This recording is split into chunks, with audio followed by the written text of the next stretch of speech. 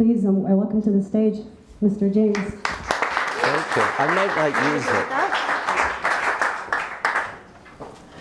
it. Let's see if I need, can everyone hear me? Yeah. Yes? Yeah. Oh, good. So, Marcel, thank you for not making me use the microphone. Thank you for not asking me to speak next month when the subject is survival. I'm much happier to speak when the subject is serendipity.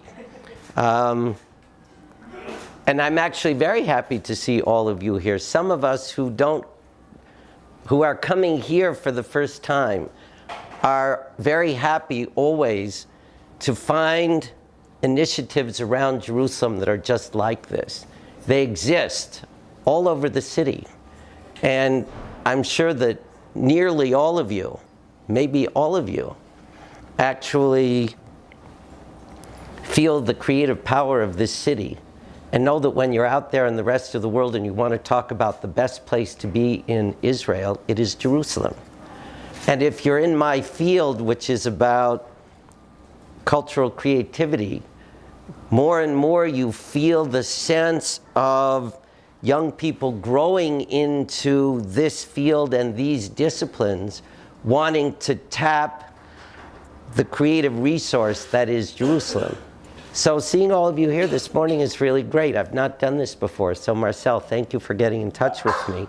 And I'm glad to hear the things I've heard already from some of you about what you do. And I just want to encourage you to keep finding others like yourselves. There are plenty, not just throughout the city, but throughout the state of Israel. And the ones not yet in the city would have happier and deeper and richer lives if they brought themselves here. So you've got something to do. There's some proselytizing to do. And go right ahead and do it. To talk about serendipity, it's funny, I was thinking, I mean, we all know what serendipity means, but I was trying to think of how to talk about it. And I am pathologically positive, so I never speak in the negative. But the easiest way to talk about serendipity a little bit is Thomas Hardy, the British novelist in the 19th century, that I'm sure everyone has read. If you haven't, the narrative every time is everything's going along fine, and then something terrible happens and everything goes bad. Bad things happen. He called it crass casualty. And it just means that there's like a perfect storm of negativity, bad things happen, end of story. And so it's easy. I mean, serendipity is the opposite of that. Serendipity is kind of the perfect storm that produces a positive result. And so when I thought about how to talk about this for a few minutes, I thought it's very easy. And it's easy for me because somehow my life has mostly been blessed with serendipitous moments, personal ones and professional ones, and even in those occasional brushes with politics, political ones. And so that's really what I'm going to talk about. And sometimes it's nice to use images, sometimes it's not, but I'm going to use a few, if I can do that. There, okay. First, personal serendipity. This is my wife, Tina. We've been married for, it will be 35 years in a few weeks' time. In September 1969, I went off to college. I put my little suitcase down in my little bare room, and someone banged on the door and said, "Reuben, you asshole, open up."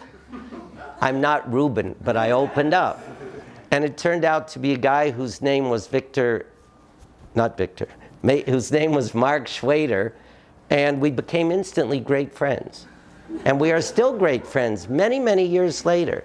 6 years later, when all of us moved to New York at the same time to do different things, Schwader met the most beautiful girl in New York. And he brought her to a New Year's Eve party. It was New Year's, December 1975, 6 years after he and I first had our first encounter. That would be Tina. Many things then happened. 6 years later, Tina and I had a date. I proposed marriage on our first date. We went on a trip to Spain. And there's Tina, so that's 12 years from the first moment, in the fall of 1981, in the Plaza Mayor in Madrid. And that picture is next to, it's on my bedside table. So I see it every night when I'm sleeping at home in Jerusalem. 35 years later, being this past year, we were at an Israel Museum moment in Madrid, and we had a whole hour to ourselves. And we turned a corner and discovered that we were in the Plaza Mayor. And I knew exactly where Tina needed to sit so that I could take a picture of Tina exactly in the same pose that she'd been 35 years earlier. This is serendipity, because it tells you that you find a moment of embrace, and 35 years later, it's still the same moment of embrace. And the only thing was, now, I had to enlarge this so that her head was the same size. If you were to shrink it, that tower is that tower. The only thing missing is that guy who had something to do with the first moment of serendipity.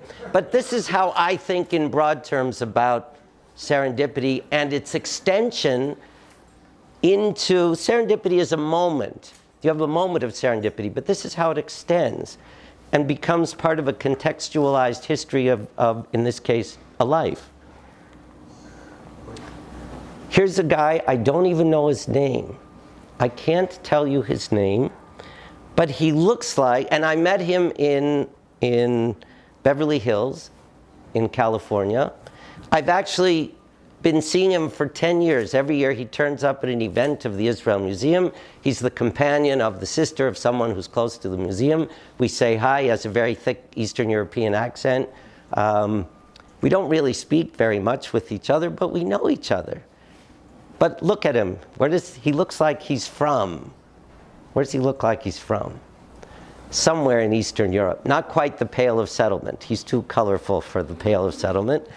And last year at this event, Tina and I have a daughter who sometimes shows up at our events worldwide.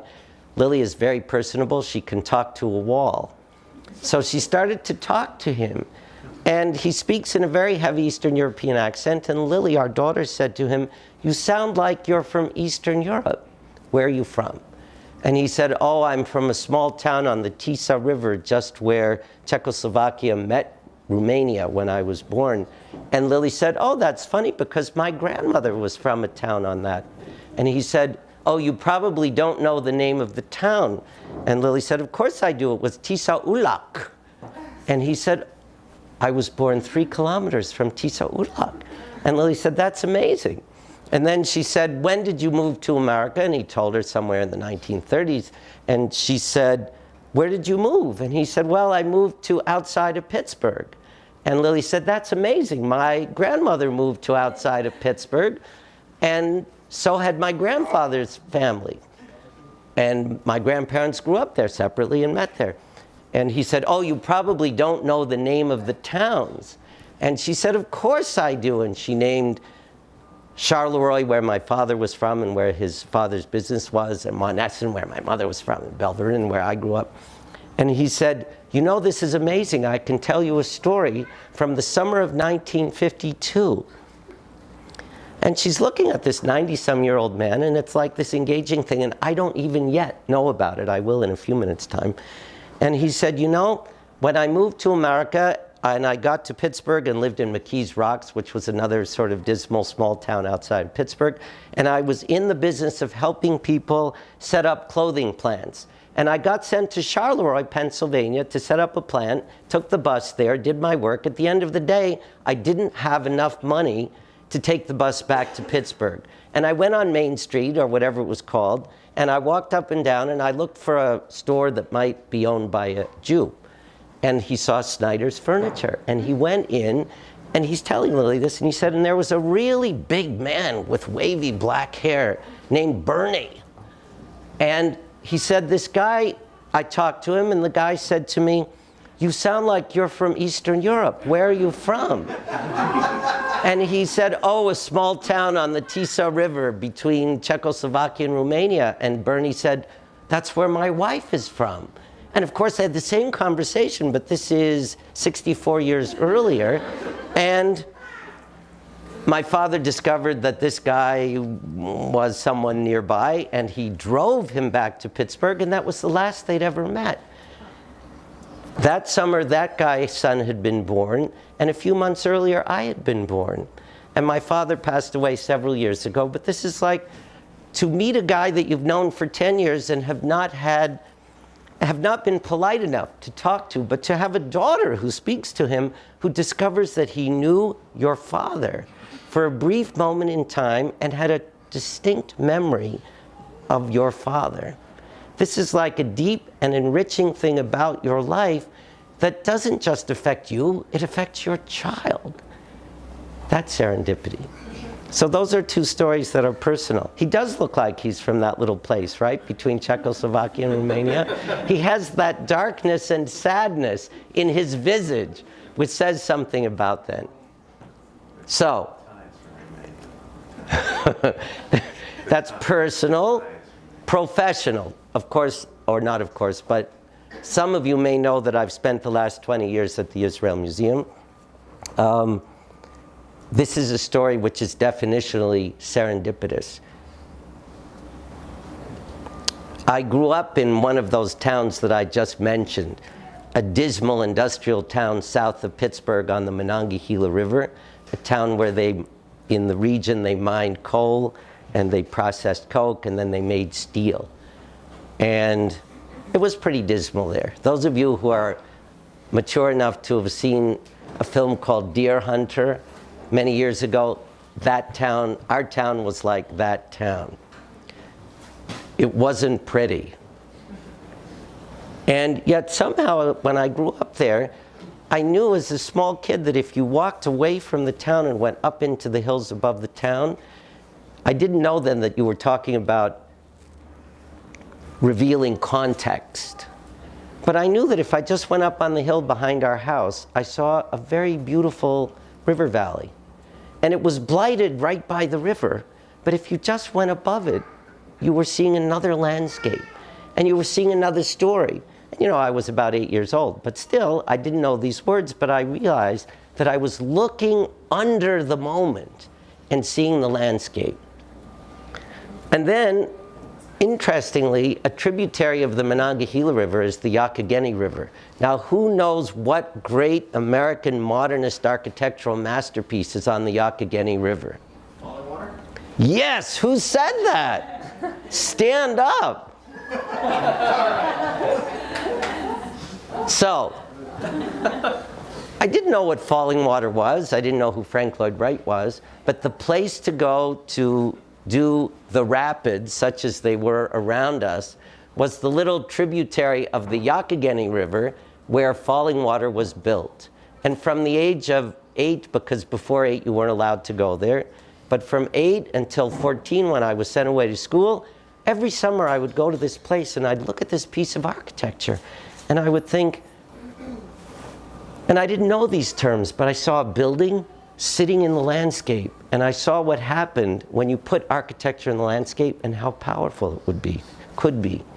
Then when I was 14, I got sent away to a boarding school that was in the middle of nowhere in Pennsylvania. All the boys hated it, but I loved it. And I loved it because the landscape was gorgeous, and all the architecture was built right before the Civil War. Fieldstone bases, Pennsylvania brick facades, and the connection between that architecture and that landscape sang. It said something to you. It told you about the history of a certain moment. It told you about yourself today looking back at that, and it told you about the landscape underneath. And then if you jump ahead, when I finished school and I went to New York, and I went to work at the Museum of Modern Art, and of course the Museum of Modern Art is like the temple to international modernism. And it's all about the notion of building architecture that sits in a place and where you have a resonance between the place and the architecture, and where you know that it's not about the architecture, it's about architecture as the neutral backdrop for a story that you tell inside. And I was a very happy person at the Museum of Modern Art. I was there for 22 years, I had the privilege of helping to remake it in one of its major iterations in its own history. And my own field was 1850 and later, and what happened in the middle of the 19th century that suddenly allowed for a change in the visual cultural narrative, that it moved away from the representational and it moved away from always telling a moral story, and it became about something else. It became about visual aesthetics, and it would grow into the story of international modernism. And I became a diehard international modernist junkie, and I was perfectly happy. And in a way, I was kind of addicted to what that ethos was about. And then suddenly, out of the blue, in the spring of 1996, I was asked if I might want to be the director of the Israel Museum. Some of you know that I had to look on the map to see where Israel was. I knew about that museum only that it had a very strong modern and contemporary art collection. Those are my fields. But that it was those collections were in an encyclopedic setting so that you could start to give context to 1850 and later. I knew nothing about what the place looked like. I knew nothing about the sense of it, and I came to see it. And this isn't exactly what I saw, because this is how the museum looks today after we renewed it, but it wanted to look like this, and the bones of this existed then. And just arriving, I arrived here at the end of the day. It wasn't lighted so uniformly. It was lighted with a lot of lights that wanted to be uniform, but I knew they could be. And what I saw was like international modernism as an outcropping of architecture on a stunning landscape. And it made me think of everything else that had affected me in my life before, and I thought there might be something here. Now, this is not spontaneity, what you see here, because soon I would learn that Alfred Mansfeld, the architect who designed the museum, who was born in St. Petersburg, trained in Germany in international modernism, came to Palestine to bring an international modernist language and adapt it to the landscape of the new Israel, had in mind to think about an Arab village on a Jerusalem hillside and to reinterpret it through a vocabulary of international modular modernism into what would become the Israel Museum, and that's it in 1968. On that hillside. So this wasn't spontaneous. This was analytical. But the end result is something spontaneous, which you saw in the image that we left. And what happened the next morning was that I came to the museum, and again, this promenade didn't exactly look like this. In 1996, it wanted to look like this. And as I ascended this promenade and got not where the guy is with the hat, but one more higher, I knew that I was hooked, because as an international modernist junkie, my knees were shaking from the beauty of this place and the idea, and this was spontaneous, because Teddy Kollek, who envisioned this, didn't know nothing about any of this.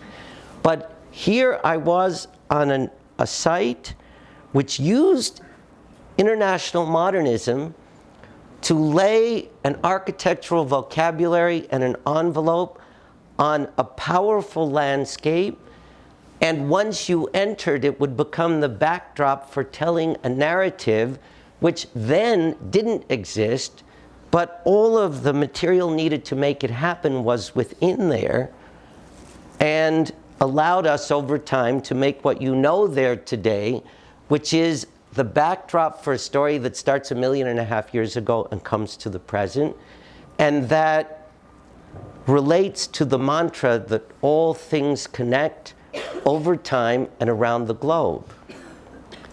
Now, as I say, in 1960, Teddy Kollek wasn't thinking about all that, but somehow inspiration and spontaneity and a perfect storm of positive connection enabled the groundwork for that, and made me realize in 1996 that without knowing a thing about this place, we should pick up that family of ours and just move here and try to get that place from there to what it wanted to be. with a lot of help from a lot of people and an incredible staff in our Israel Museum, and I hope you know many of them, we have been able to do that. And so the springboard was spontaneity. What followed was everything else that spontaneity inspires. So that's personal and that's professional. Now, political, but not political, because of course we are not about politics in our place. And the more of us who aren't about politics, the greater success we can have from our part of the world, and the more we can flourish in a contextual connection with everything else in the rest of the world. Some of you might remember that finally, some here said finally, I didn't matter when it happened, but some said finally, President Obama came for a state visit to Israel. Some said he should have done it, he should have done it, but finally he came. And here is the idea of like the perfect storm that produces an unbelievably positive result. Someone about whom there were mixed feelings, which I think now have dissipated actually worldwide. Everyone remembers this man with great fondness. But in this moment of coming to Israel, with a lot of suspicion about his motives, this man chose to spend 2 hours at the Israel Museum and chose on his own quietly to spend an hour understanding the Dead Sea Scrolls and the Shrine of the Book. Now, everybody goes to see the Dead Sea Scrolls and the Shrine of the Book. Heads of state do it all the time, and they have the attention span of a mosquito, which means about a nanosecond. And this man, for an hour, absorbed the story of how, if you look at the Isaiah scroll, you're looking at something that is foundational to Jewish theology, but really is the springboard for Christian theology. And for Orthodox Christians, it's like the fifth gospel, because it gives you the narrative of destruction and resurrection. And it gives you an inkling of the notion of God inside yourself, of God inside man. And he also had the attention span long enough to be ready to hear the story about how this would be a springboard for Islam a few centuries later. And when we finished telling that story, and there was, nothing, there was no agenda to our being together. It was just about all of this coming together at this one moment and producing a pretty revelatory result. And the result was his going like this and saying, I understand this, and it is very meaningful. And this is the moment on the way out. This doesn't happen very often. And why is this spontaneity? Because any diplomatic visit here would have taken any of 10 other itineraries through the course of those 46 hours. But he somehow wanted that moment to happen.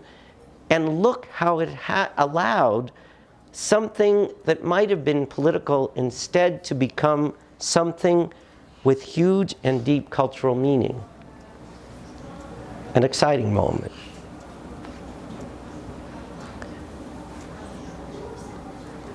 After that, it made me start to think about how, in what we do, it really isn't about politics of the moment or geopolitics generally or geopolitical history.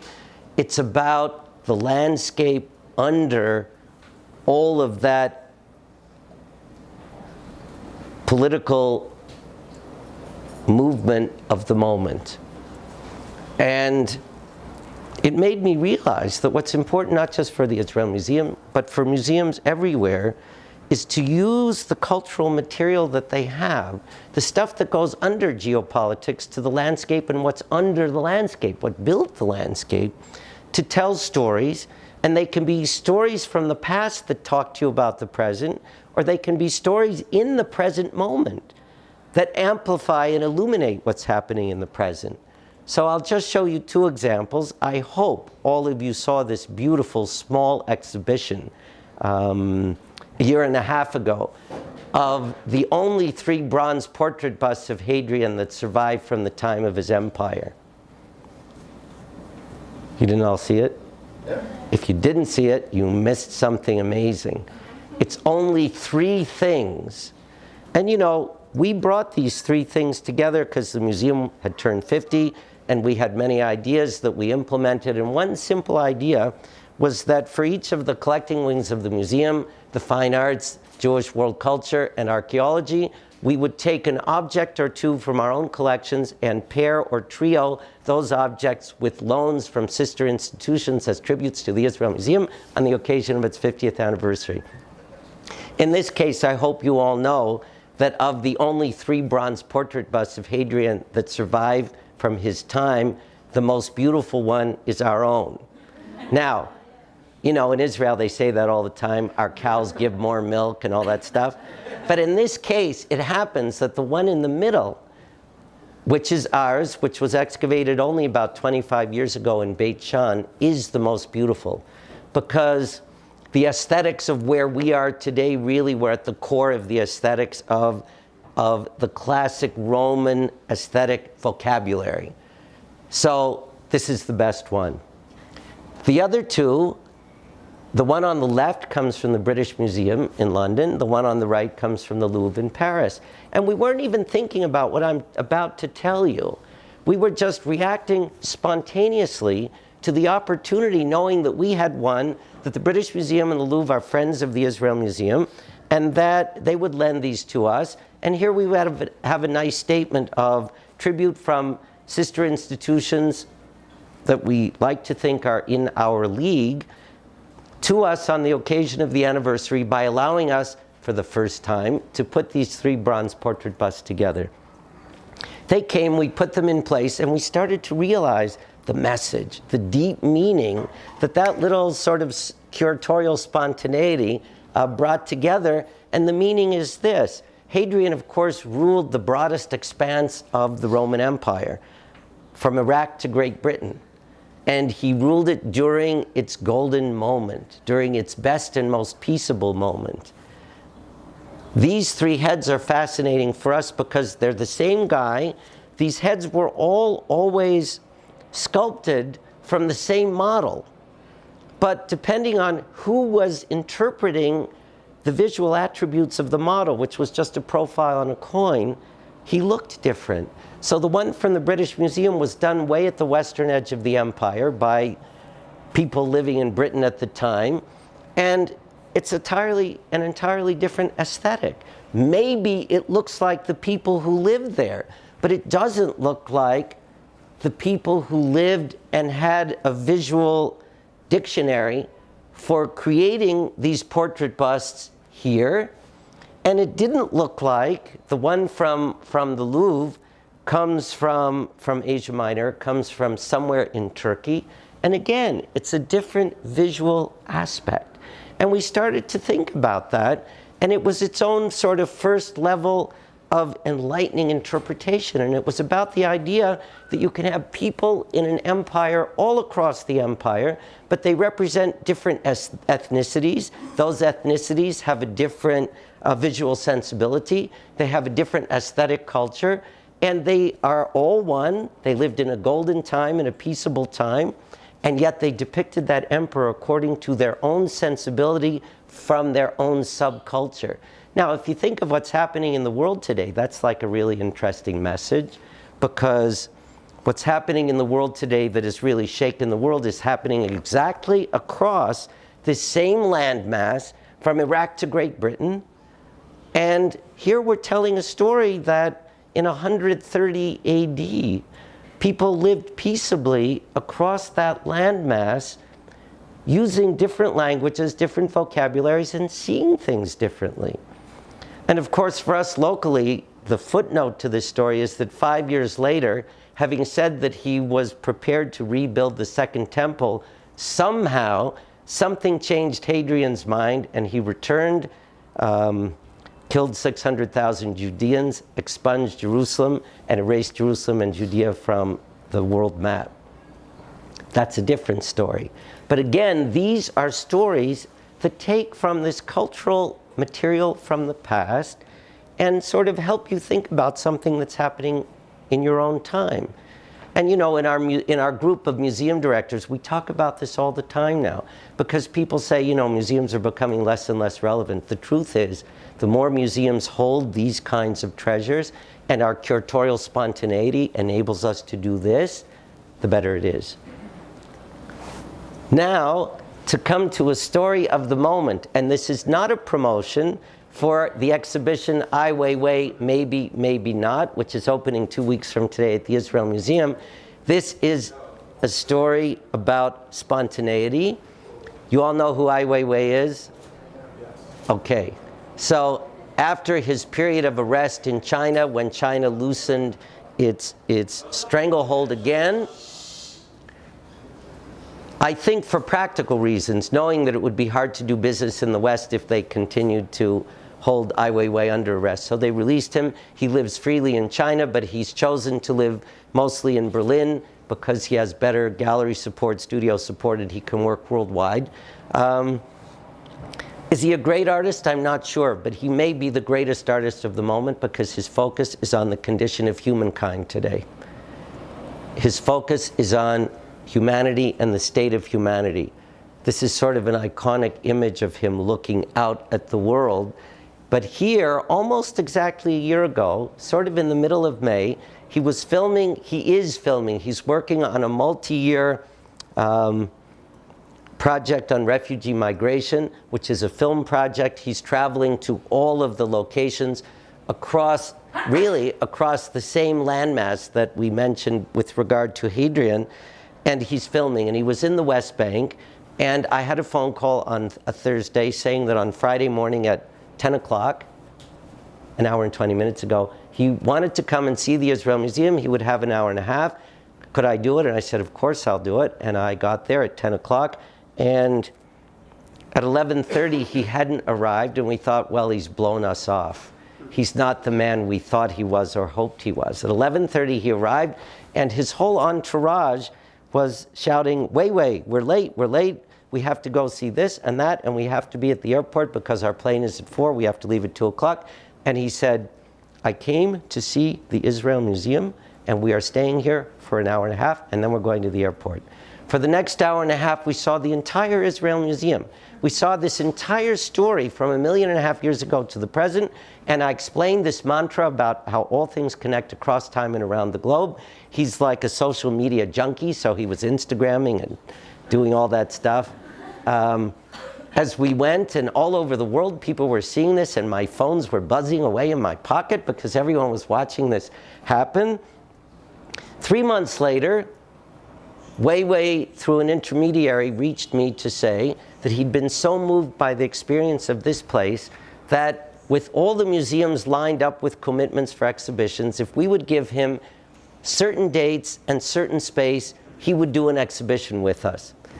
And we were already planning, this isn't serendipity, this is planning.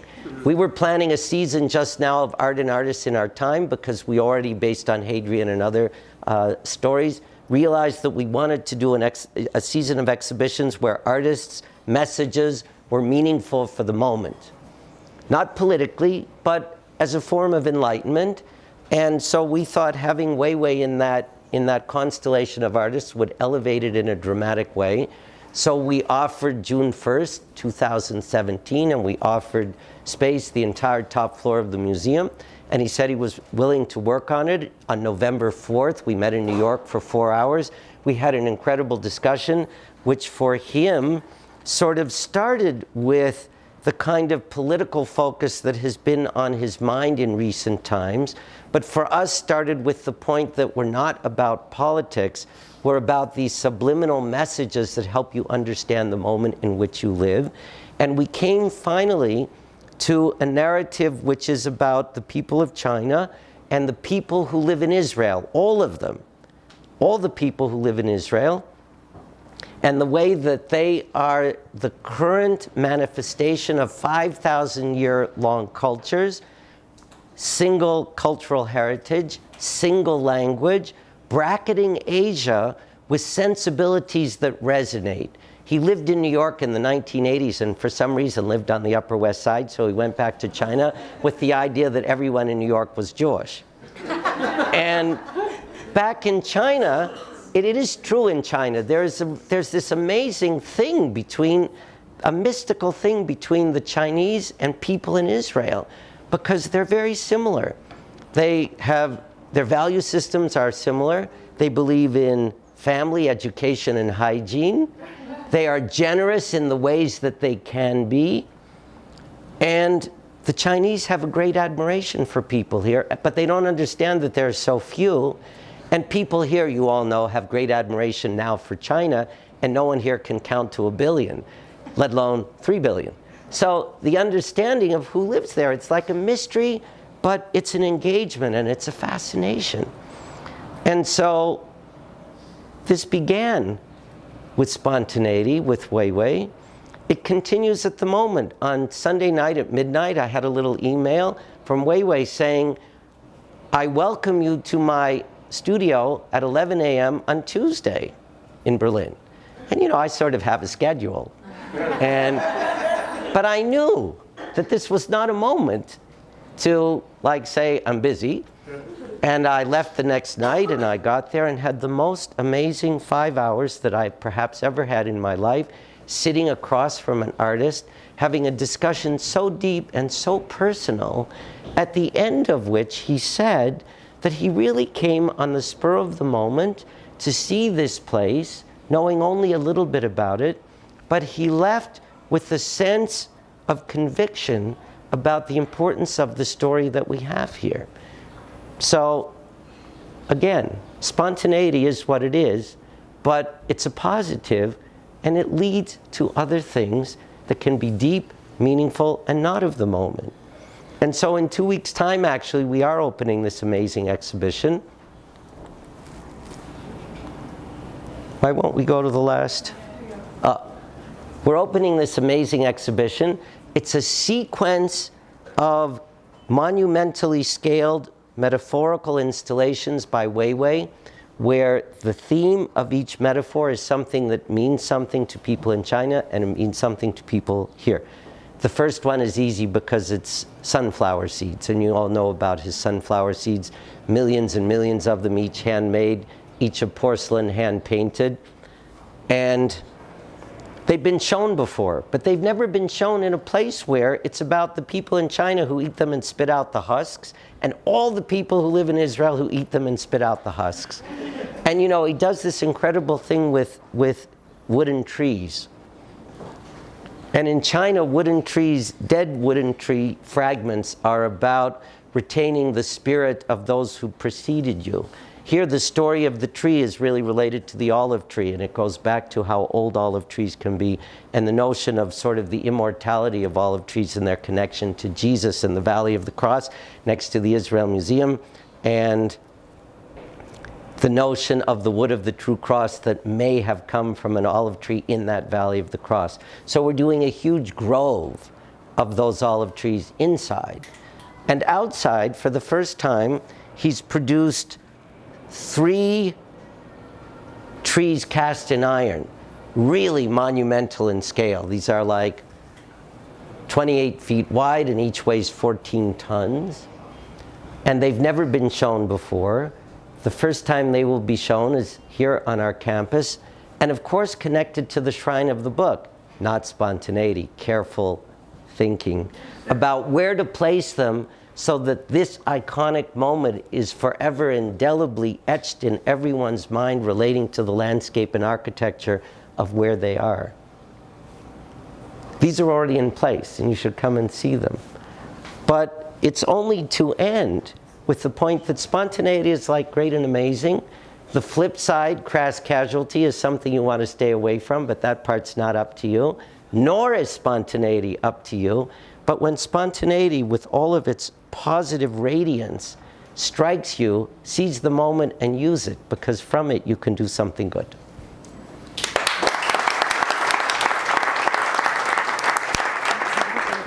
Do you have to go, or can you do some questions? We can do some questions. All right, James actually has to run, but we have time for 3 questions. Okay, ready? There are none. Yes. Hi, I just wanted to mention that I'm from Pittsburgh. I'm from Pittsburgh, so I knew what you were talking about. Did you ever go to Falling Water? I actually did not have a chance, but I'm hoping to at some point. You still can and you should. Actually, you know what? It's a funny thing. Only like in the last several years after we finished rebuilding the museum, and I've always thought why it mattered so much to me to think about the power of the connection between landscape and architecture as backdrop and setting for telling a story. And I realized that it goes back to being a kid and going to Falling Water, not even knowing what it was, but being struck by its power. How would you describe the influence that Israel has on the contemporary current art scene? In the rest of the world? Yeah. Well, you know, it's really interesting, and I don't want to say that it's because of the Israel Museum, but a little bit I might. Because artists everywhere are willful. And no matter how much their gallerists try to edit them and sort of present the best of their work, it's very hard. And out in the rest of the world, you got a lot of galleries and gallerists who are that strong. Here we have a lot of artists, and many are very good, but we don't have so many editors of their work so that the best work is what goes out in the world. And I'm not like beating the drum for the Israel Museum, but we have a great Israeli art department, and we do that kind of editing. And when we show work, it gets attention. You know, someone asked me about being at the Venice Biennale last week. I didn't go because we're going with a group of our supporters and our own curators in the fall when it's quieter. But we curated an exhibition at an off-site venue called the Palazzo Chiarini Stampaglia, and it's actually a young Jewish Orthodox woman artist from Jerusalem named Hadassah Goldwicht. Who knows Hadassah? You do, but who else? She is one great artist, and we have worked with her on a few projects, and her gallery in New York came to us and said, so you have to have an institutional sponsor, and I said, not only that, we'll curate the show because we know and love her work. And she's done a work in this palazzo, which is the end of a 3-year investigation of and process of interviewing Jews living in the ghetto in Venice. It was sort of a 500th anniversary of the Ghetto Project, and sort of focusing in on the 70-something-year-old Jewish guy who is the caretaker of the cemetery. It's very beautiful, it's very lyrical, and all the writing has come out in the week since the Biennale opened. And you know, you have the official national pavilions, and then you have now an equal number of off-site projects. And she was listed among the 5 best of the off-site projects by the Financial Times in London, and the New York Times picked her as one of the few off-sites about whom they'll do a feature. So there is great art here. It's a question of editing and presenting so that people out in the rest of the world get it. Last question. The question is, why is why is it so difficult to find Marc Chagall's art in the Israel Museum?